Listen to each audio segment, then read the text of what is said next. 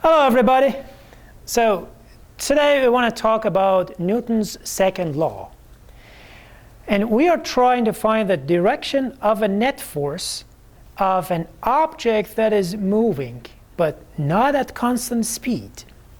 So far in the previous labs, we learned that net force has a relationship with the acceleration. And this is what we call Newton's second law. And we read it this way. If you apply a net force on an object with a mass of m, that object will have an acceleration of a, which has a relationship with the network according to Newton's second law. You can also read this the other way around, which means if you observe an object with a mass of m, that is going with an acceleration of a, then you would say that so there must be a net force on it because it's accelerated. So I can find the net force. The other thing is the direction of the net force and the direction of the acceleration are the same. But how do we find the direction of acceleration? Previously, in some labs, we learned that acceleration is defined as the change of velocity over the time over which the velocity changes. So if we find the direction of the change of velocity, the direction of acceleration will be exactly in the same direction. So all we need to do is to find the direction of the velocity, of the change of the velocity, which is defined as final velocity minus initial velocity. So what it means is, if we are looking for the direction of the net force, we need to find the direction of acceleration. And to find the direction of acceleration, we need to find the direction of the change of velocity. So things are much easier now because now you can just find the change of the direction of the change of velocity, and then the direction of the net force is exactly in the same direction. Once you find the direction of the change of velocity, acceleration and net force, they're all in the same direction then. That makes our life much easier. We also defined the definition of net force, which is the vector sum of all the forces that you see in the free body diagram of the object. And that is why you need to draw the free body diagram of the object first. So let's look at some examples. In a previous lab, I showed you this example that if we have an object on a ramp and it's going down at a constant speed, then what happens to it? Well, the first thing we need to do is to draw the free body diagram. That means we want to show all the forces on this object. The very first force that you should never forget is the weight. And weight is always downward. No matter if the object is on an inclined ramp or it's on a surface like this. It is always downward. And the next one is the normal force. Normal force is always perpendicular to the surface. Whenever some surface or something touches an object, that thing applies a force on the object, and that force is a normal force, which means is perpendicular to the surface when where it's touching the object, like here. So normal force is perpendicular to this surface. And the very last thing is the friction. And friction is always in the opposite direction of the motion. So if you don't know where the direction of the friction is, just think about what happens if you let this box go. Well, it goes down, so the direction of the motion is downward, so the friction must be in opposite direction, upward. And it's always parallel to the surface. Okay. Now, in this case, this box is going down at a constant speed. Now, I can find the net force. As I defined here, the net force is the vector sum of all the forces that you see on the free body diagram. Now, our free body diagram has only 3 forces. Therefore, the net force will be the vector sum of all these forces. Remember, this is a sum, but in a vector form. They are not scalars. They are vectors. So my net force will be weight plus friction plus normal force. We also learned that it does not matter if you write it as weight plus friction plus normal force, or normal force plus weight plus friction, or any combination of these things. The ordering here does not matter. So the box is going down at a constant speed, and that's an important point. It's a constant speed, so for a constant speed, acceleration is 0. Acceleration means the rate of change of speed. If the speed is not changing, so its rate is 0. So acceleration is 0. Now, from Newton's second law, if the acceleration is 0, well, the net force must be 0. This side is 0, this side has to be 0 as well. That means that this net force that I found here should be equal to 0.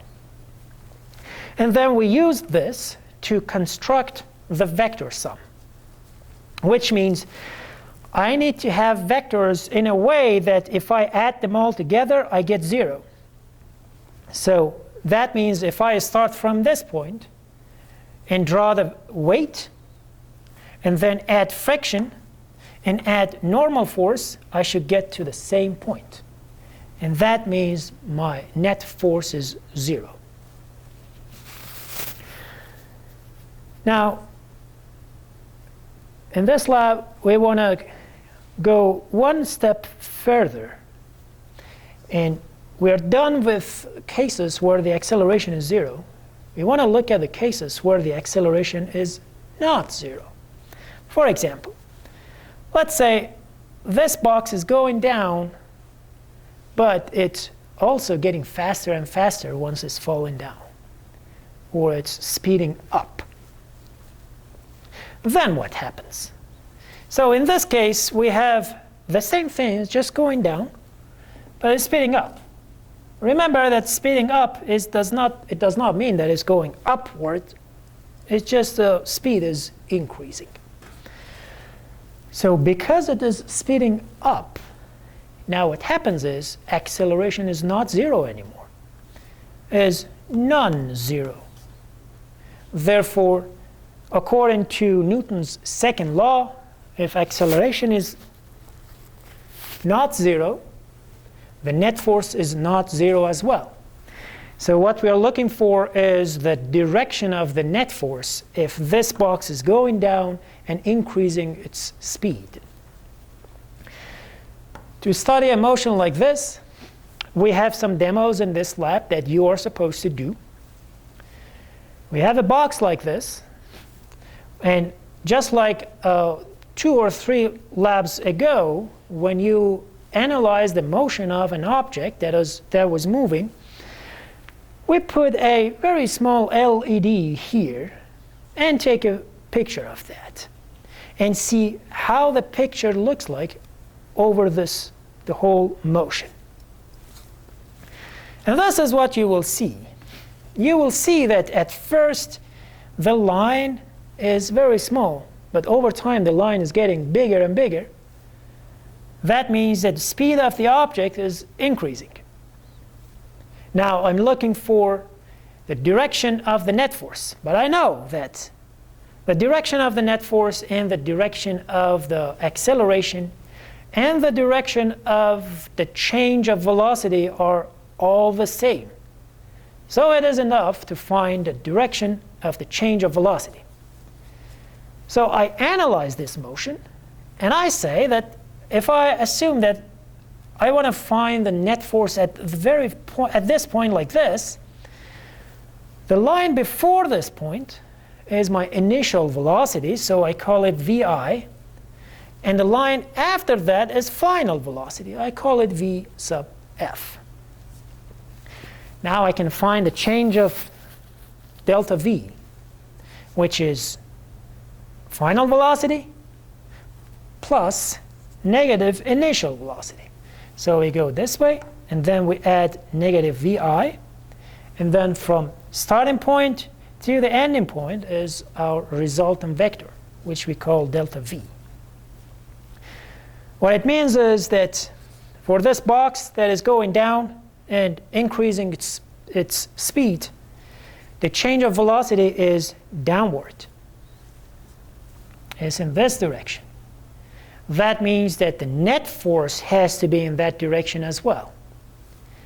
Now I'm trying to construct a vector sum so that the net force is downward.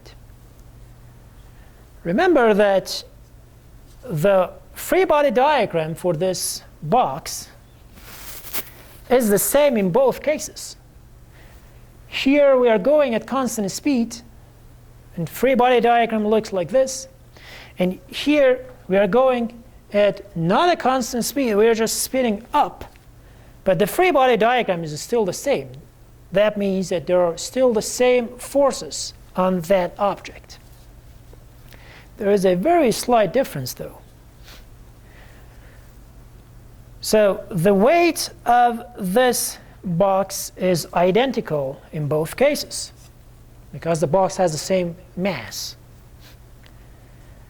Normal force is the same. So I have weight plus friction plus normal force, and now I do not get zero because the net force is not zero. Now I get the net force in this direction, which is the same as the change of velocity. And what it implies is that friction in this case, compared to the friction in this case, is much smaller.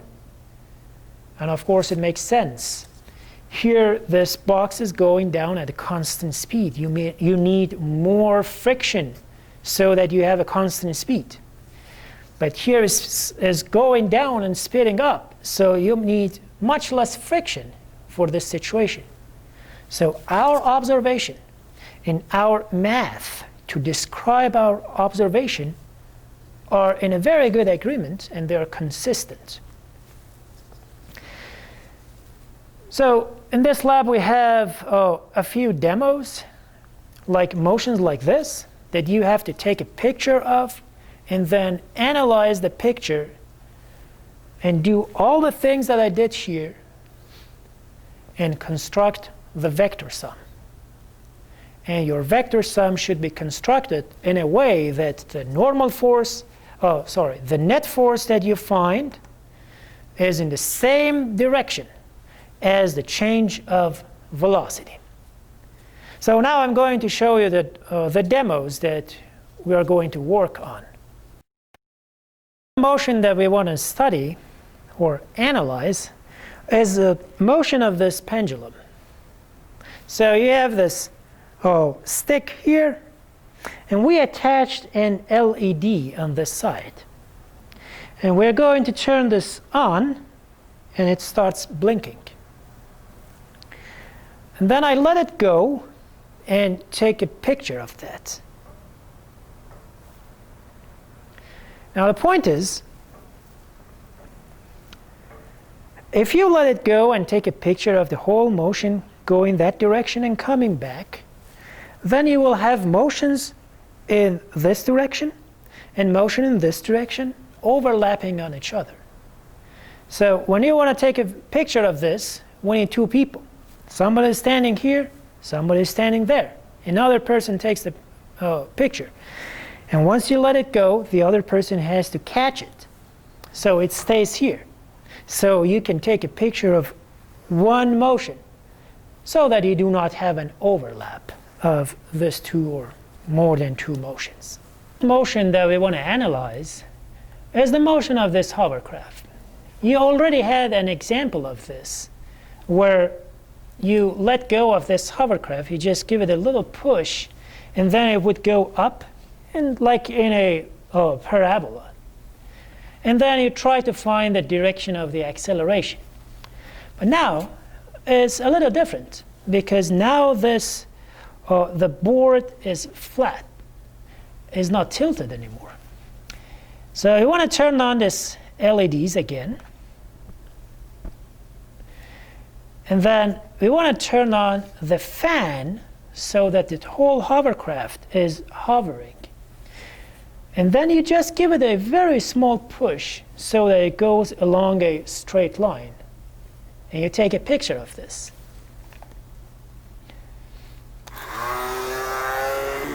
Or it's better to have a straight motion like this.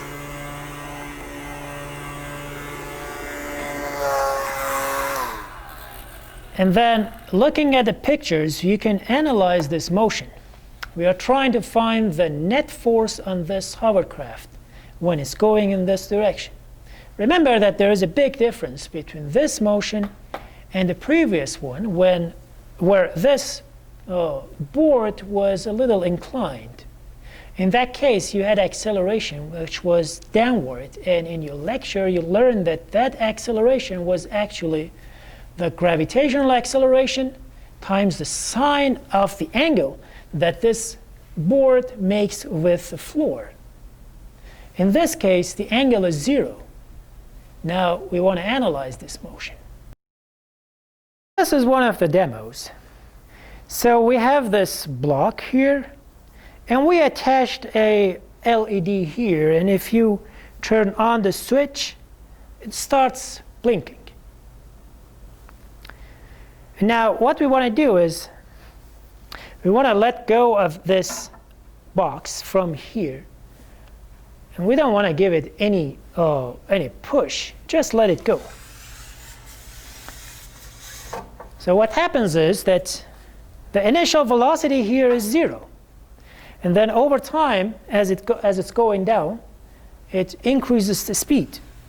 And you take a video of this motion, and then we analyze this motion. This block has two sides. This side is polished. So if you put this side on track, you just let it go and it speeds up. So this side has a layer of cork on it that makes it very rough. And if you put it here, it just doesn't move. And the reason is that this side is very rough. Therefore, the friction is very high, that the component of the gravitational force that is in this direction cannot overcome the friction which is in the opposite direction. That's why it doesn't fall down. So now what I'm going to do is I'm going to give it a very small push. Not a big one that you destroy the whole thing, but just a very small one. So if I give it a small push, it just stops. So as you can see, if you give it a small push, you give it some initial velocity, and then it goes some distance and then slows down and stops somewhere. And I'm going to give it a little larger push. You can see that it slows down and then stops. So we want to study this motion as well. We take a picture of this, and you will have the pictures ready as well. And then we analyze the picture to find the direction of the net force in these two cases. And by two cases, I mean when it's speeding up and when it's slowing down.